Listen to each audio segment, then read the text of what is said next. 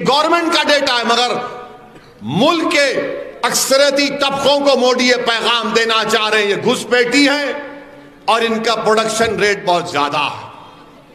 नरेंद्र मोदी, आपसे बड़ा कोई झूठा इस देश में नहीं होगा, इस मुल्क में। इतना लंबा लंबा आप छोड़ते हैं और बल्कि सुनिए, अरे क्या जी है, ठहरो। नरेंद्र मोदी एक मर्तबा सऊदी अरब को गए थे। सऊदी अरब, ये जोक बोल रहा हूं, कहीं बीजेपी वाले दिल पे नहीं लेना, गुर्दे पे लो। तो नरेंद्र मोदी को रियाद में एक तोप दिखाए, तो मोदी जी जो ऐनक लगा के वो तोप के अतराफ फिरे, ऐसा फिरे जैसा बनाने वाले हैं। उस शेख से पूछे कितना फेंकती, तो वो शेख भी बड़ा चालाक था।